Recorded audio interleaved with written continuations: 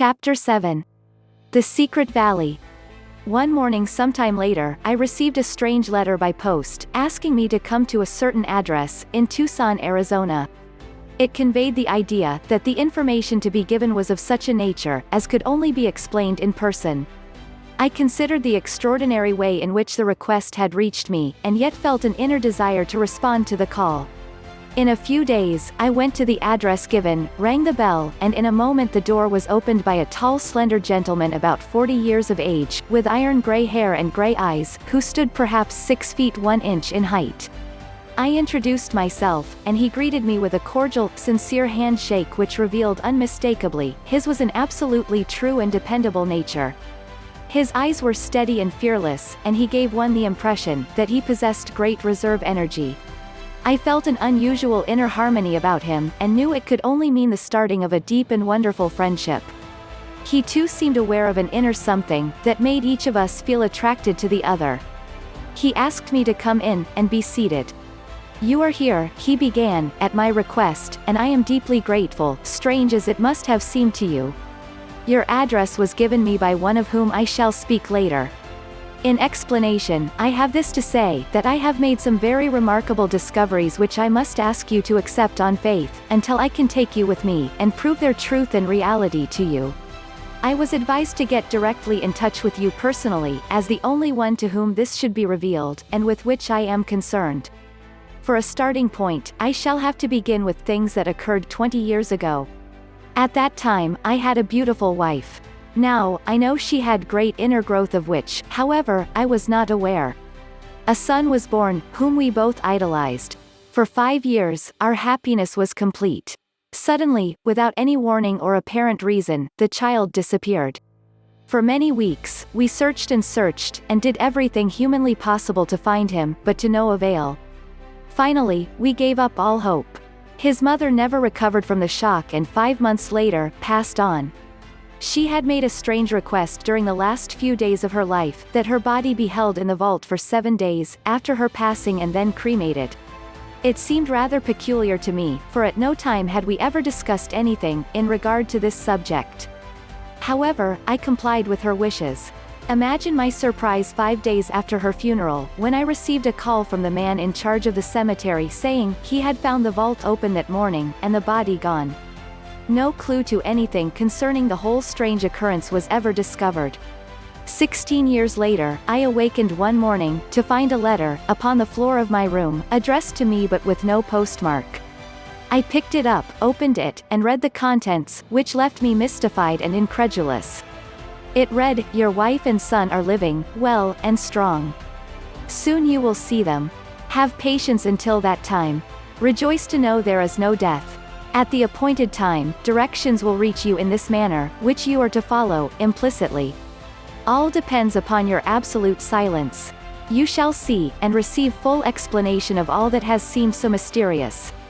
Then, you will understand why truth is far stranger and more wonderful than fiction, for even the most extraordinary fiction, is but the record of a truth, that is somewhere in the universe."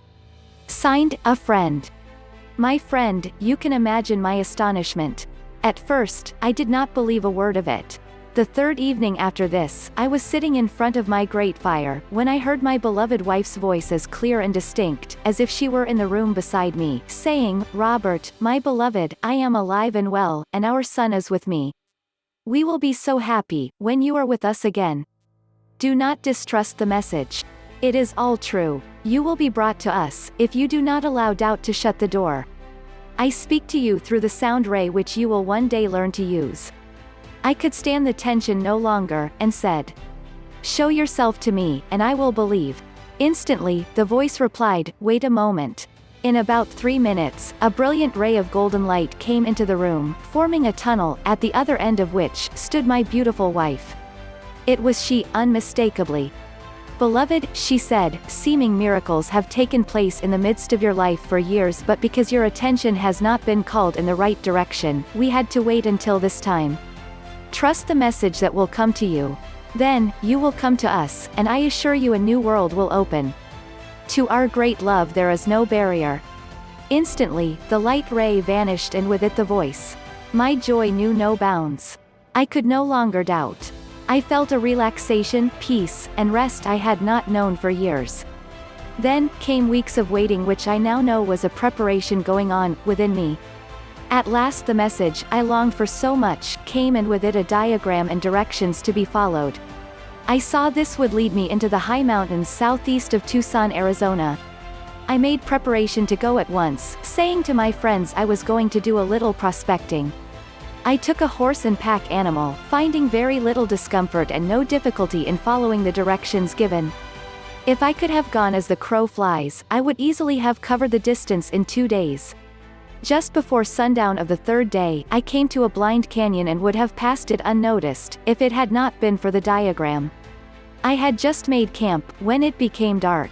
I rolled up in my blankets and soon dropped off to sleep, dreaming most vividly, of waking in the morning and seeing a young man, standing nearby, looking at me. When I did awaken, to my astonishment, there stood the young man in real life, looking at me intently. He greeted me with a beautiful smile, saying, "My friend, you are expected to follow me." I noticed, he had my things in readiness and turning without further discussion, led the way toward the head of the canyon. After about an hour, we came to a stop because of a cliff that seemed to close the way before us. He turned, placed his hands upon the rock, and pressed against it. A section of the wall, perhaps 10 by 12 feet, moved into a depth of about 1 foot, and then slid to one side. We entered a tunnel that centuries ago must have been the bed of an underground watercourse. My companion closed the entrance behind us, and, as we turned to go forward, a soft radiance spread everywhere, so we could see quite clearly. I was astonished at all I saw, but I remembered the admonition I had received in my instruction, to be silent. We continued in the tunnel for more than an hour, and finally came to a massive metal door. This opened slowly at my companion's touch. He stood aside, and waited for me to pass through. I stepped out into the bright sunlight, almost breathless with delight at the beauty of the scene before me. Ahead of us, lay a valley of surpassing loveliness, about 100 acres in extent. "My friend," said the young man, "you have returned home after a long absence, all of which you shall soon understand." He then led the way to a beautiful building, near the foot of a sheer cliff at the upper end of the valley. As we came nearer, I could see many kinds of fruit and vegetables growing in abundance, among them oranges, dates, English walnuts, and pecans. A beautiful waterfall poured over the cliff, making a limpid pool at its base. The building was a massive one, and looked as though it had stood there for centuries. We had almost reached it, when a beautiful woman in white appeared at the entrance. We came nearer, and my beloved wife stood before us, more beautiful than ever. In another instant, I held her in my arms, and after all the agony I had been through in those years, it was almost more than I could stand. She turned, putting her arm around the young man who had brought me, and said, "Robert, this is our son." "Son," was all I could say, so nearly was I overcome by my emotions. He stepped forward, put his arms around both of us, and we three stood there for a moment in deepest love and gratitude, happy once more. I suddenly realized it was 16 years since he had disappeared, and by now he must be 21. He answered my thought by saying, "Yes, Father, I am 21. Tomorrow is my birthday." How can you read my thoughts so readily? Oh, that is a very ordinary and easy thing for us. It is all quite natural, when you understand how to do it, and really, quite simple, he replied. "Come," he continued, "you must be hungry. Let us have something to eat." With their arms around me, we entered the ancient building. The interior was finished in pink marble and white onyx. I was shown to a beautiful room where the morning sun flooded everything with its glorious radiance. I refreshed myself, and found a suit of white flannel had been provided for me. I tried it on, and it fitted perfectly. This surprised me, but again I remembered the admonition to be silent.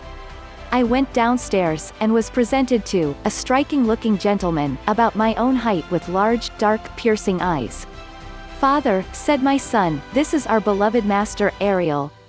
He is the one who saved the lives of both mother and me, and has trained us all these years, until you could be prepared to join us here. It was he who sent you the message and directions to come, because the time had arrived for your definite training to begin." We entered the dining room, which was magnificent, and I could not refrain from expressing my admiration. It had been placed at the southeast corner of the building on the main floor and was flooded with sunshine morning and afternoon. The walls were made of heavily carved walnut and the beamed ceiling, inlaid between the beams with motifs in hexagonal design. A solid piece of walnut at least 2 inches thick resting on an ornately carved pedestal, served as a table and looked as if it were thousands of years old. We took our places around it, and presently a slender youth entered. My son introduced him by saying, "This is our brother, Fun Wei, whom our master brought from China when he was an infant at a time his life was about to be taken. He is from a very ancient Chinese family, and is able to do many wonderful things. He has always wished to serve us, and we are privileged and happy to call him, brother. He is one of the most joyous natures I have ever known." Among the things for breakfast were luscious strawberries with delicious date and nut cakes. We went into the large living room and the master Ariel said to me, "At the time your beloved wife, who is your twin ray, would have passed on, I saw an opportunity to give certain assistance, which would enable her to reach the ascended state, and thus have much greater freedom and wider capacity for service. It was my great privilege and joy to give that assistance. I opened the casket, restored her to conscious action, and enabled her to raise the body. It had already reached a point of high attenuation, because her desire for the light was very great. It was her intense adoration to and longing for the light that made possible her ascension. I explained this to her the day you thought she had passed on. All 3 of you were children of mine in an embodiment of long ago. A great love was generated then, which has lasted through the centuries. Her deep love made possible the assistance and raising that has been accomplished at this time. Your son, who was stolen with the intention of being held for ransom, was brought to this canyon. The 2 concerned with his kidnapping began to quarrel, and one planned to take the child's life. I appeared before them, and took him. They were paralyzed by their own fear, and neither ever recovered. Both passed on a few weeks later. If one deliberately takes the life of another human being, or determines mentally to take it, he has set a cause into motion that will surely take his own. A feeling or desire, for the death of another person, will do the same thing, for it goes forth to the person, and then begins its return journey to the one who sent it out. Many times individuals allow resentment against injustice to flash forth, with an intense feeling to rid the world of a certain individual. This is a subtle form of the thought of death, and to the one who sends it out, it must return. Many people bring about their own dissolution, by this very subtle activity of the human self, for no one ever escapes this immutable law. There are many phases of its reaction, and it is because humanity indulges in such thoughts and feelings, that the race as a whole has been experiencing the dissolution of body after body. The number of mankind that pass out through physical violence is infinitesimal compared to the deaths brought about by these subtle activities of thought, feeling, and the spoken word. The human race has been killing itself off for thousands of years in this subtle way because it will not learn the law of life and obey it. There is only one law of life, and that is love. The self-conscious, thinking individual who will not or does not obey that eternal beneficent decree cannot and will not retain the physical body, because all that is not love dissolves form, and it matters not whether it be thought, word, feeling or deed, intentional or unintentional, the law acts regardless. Thoughts, feelings, words, and deeds are each but so much force acting, and eternally move in an orbit of their own. If man knew, he never ceases creating even for an instant, he would realize, through the presence of God within himself, he could purify his miscreations, and thus be free from his own limitations. He spins a cocoon of human discord around himself, and goes to sleep within it, forgetting, at least for a time, that if he can build it, he can also break through. By using the wings of his soul, adoration and determination, he can break through his self-created darkness. Then, he lives once more at the center of his being, in the light and freedom of his God self. However, in the activity of you and your beloved family, or shall I say my beloved family, the cloud that has seemed to hold so much of sorrow is now turned inside out and reveals its glorious golden lining. You have now come within the radiant splendor of the light, from which you will never again recede. In most cases, if human beings knew the wonderful things that are sometimes planned for them, they would unknowingly prevent the approach of this greater good. You have been invited here, not only to join your loved ones, but to receive definite instruction, concerning the existence, use, and direction of the mighty God power, latent within you. When you understand how to release and control it, anything will be possible for you. Your loved ones use the light and sound rays in communicating with you. This knowledge with its power will be explained, and you too shall be enabled to operate them, consciously and at will. You feel deeply, and when that characteristic is consciously governed, there will come an awareness of the mighty God power, that stands ready to be released, at any instant. You are to remain here for 6 weeks of training, and then return to the outer world, to use the understanding you have received. Come again, at any time, for you are now one of us. I can never put in words, what those 6 weeks meant to me. To become aware of my own ability to use the instruction and application of such wisdom astonished me. Soon, I began to gain a confidence in myself, that made everything much easier. What seems so mysterious and unusual to the human, I found natural and normal, to this stupendous, inner presence. I had to realize that I was, truly, the Son of God. As a son of the source of all good, the limitless wisdom energy obeyed my conscious direction, and when I directed it, as does a master, produced results instantly. As I gained confidence in my own ability to use the great law, the fulfillment naturally became more and more rapid.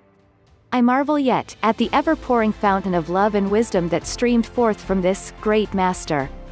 We love him with a deep devotion, greater than any love that could ever exist between parent and child, for the love tie formed by the giving of spiritual understanding is eternal, and far deeper than any love generated through human experience, no matter how beautiful and strong it may be.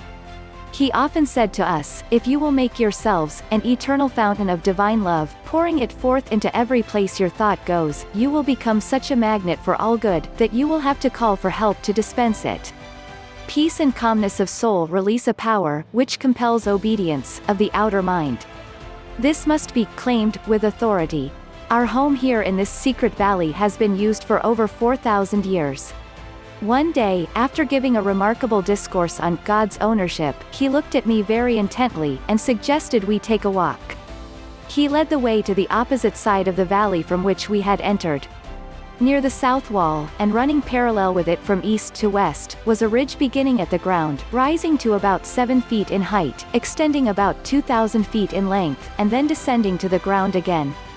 As we came closer, I saw it was a vein of white quartz.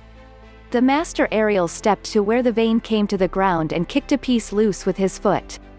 I saw it was immensely rich in gold. My human love for gold attempted to surge forth, but the inner presence instantly checked it, and with a smile the master remarked, "That is well done. Now, I have work to do in Europe and must leave you for the present." He smiled, and was gone instantly. It was the first time he had shown the full dominion he possessed, and the things he was able to do in this manner. Immediately, my son became visible, in exactly the same spot, where Ariel had been standing the instant before, and laughed heartily at my surprise. "Mother and I," he said, "can take our bodies with us, wherever we choose in the same way. Do not be surprised. It is a natural law, and only seems strange and unusual, because you are not using it, as yet. It really is no more extraordinary, than the telephone would have been, to the people of the Middle Ages. If they had known the law of its construction, they could have used it then, just as well as we of this century. Since that visit to my family in the secret valley, I have been there 7 times. The last time I returned to the outer world, the master gave me your address, which accounts for my asking you to come here. He extends the invitation for you to return with me." My host suddenly realized he had been talking several hours, and begged indulgence for taxing my patience. I told him the experiences were so fascinating, and I had been so intensely interested that time was non-existent, so far as I was concerned. I accepted and was deeply grateful for the Master Ariel's invitation to visit them, and said so frankly. A moment later, a tall young man came into the room. "Let me present our brother, Fun Wei," said my host, introducing him, and in the most perfect English, he replied, "My brother, with the heart of light, has journeyed far. My heart leaps in ecstasy and joy. My soul feels your serenity and radiance." Addressing my host directly, he continued, "Knowing you were busy, I am here to serve you. "It will give us great pleasure to have you break bread with us," said my friend turning to me, and together we passed into the dining room. Our dinner was delicious, and when finished my host again resumed his conversation, relating many of his personal experiences with Ariel. They were remarkable indeed, that is speaking from the human side of our consciousness only, but from the standpoint of our divinity, all was and is supremely natural.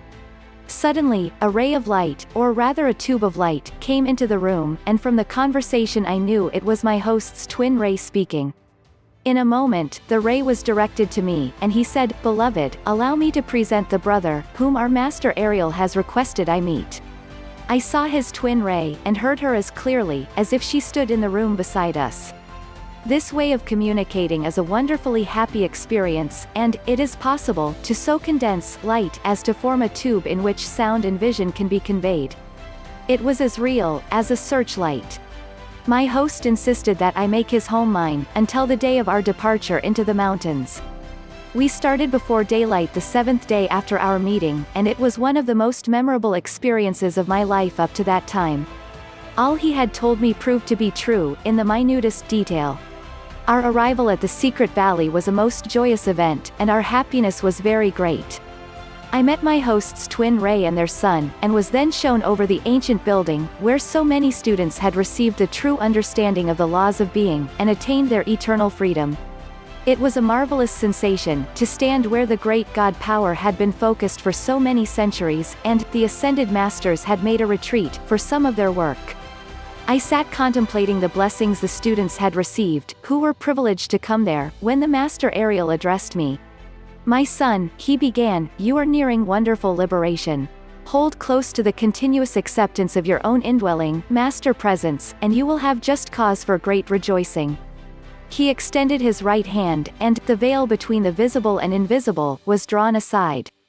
"I want you to see," he continued, "as we who have ascended, the sublime and majestic activity of our world. Here, we continually bear witness, as sons of God, because there is no longer doubt, fear, or imperfection within us. I shall always remember the joy and privilege that was mine during the days I spent with those wonderful people.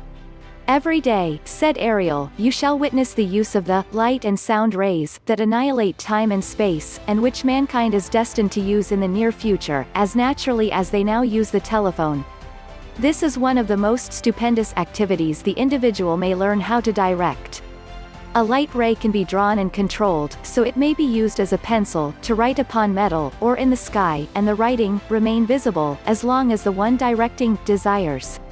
When the student is strong enough to stand against the opinions of the world of ignorance, then he or she is ready to bear witness to the marvels of the individual activities of God, manifested by the ascended masters. Until he can do this, the power and suggestion and the radiation of doubt from others will disturb him intermittently, to such an extent that he many times gives up the quest for truth. Interruption to the steady flow of instruction is discord. Discord is the wedge, and subtle way, by which the sinister force on this earth enters the outer activity of a student, who has determined to face the light. Such activity is very subtle, because it is a feeling, and creeps in upon one before he is really aware of its existence. It is persistent beyond belief, and the growth is so insidious, that one does not realize what has been done, until the momentum is already underway. This feeling begins as a slight doubt. A doubt need only be felt 2 or 3 times, until it becomes distrust. Distrust whirls a time or two in the emotional body, and becomes suspicion, and suspicion is self-destruction. Remember this, my son, as you return again to the outer world, and you will find it a safeguard that will carry you through every experience in life, keeping you untouched by discord. If one sends out suspicion, he will be suspected, for everyone has in his world just exactly that which he puts into it, and this eternal irrevocable decree exists throughout the universe. All impulses of consciousness travel back to the central point that sent them out, not even an atom escapes. The real student of light faces the light, sends it before him, sees its enfolding radiance everywhere he moves, and adores it constantly. From the doubts, fears, suspicion, and ignorance of the human mind, he turns away, and knows only the light. This is his source, his true self. With these parting words, Ariel bade me farewell, and I returned to the daily routine of my outer life.